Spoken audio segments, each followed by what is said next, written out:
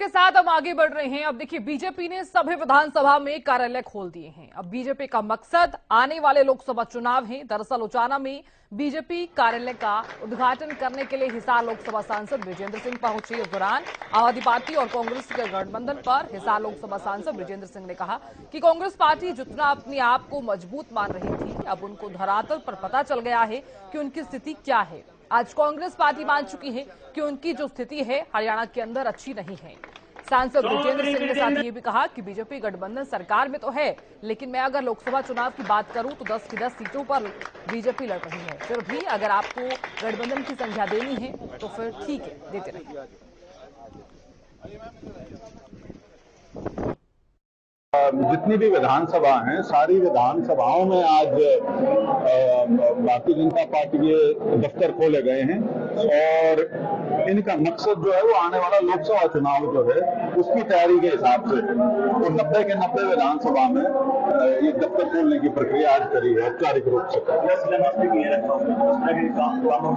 हाँ, वो जो कार्यक्रम था वो ये था कि जो मेरी एमपी लैड के तहत जो करीब 17 काम हैं, उनमें से कुछ ऐसे थे जो हो चुके हैं, कुछ ऐसे हैं जो अब शुरू हुए हैं, तो उनका शिलान्यास और उद्घाटन का वो कार्यक्रम था। तो सारा का सारा एक ही जगह कर दिया था, 17 गांव का था। गठबंधन हुआ है कांग्रेस का और आपका,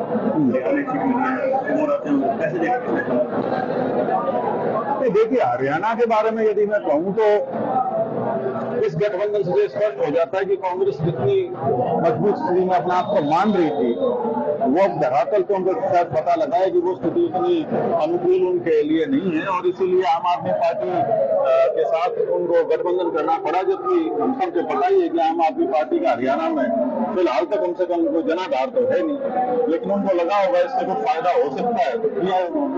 सर जैसे फिर अपने आपको एंटी का हिस्सा बताया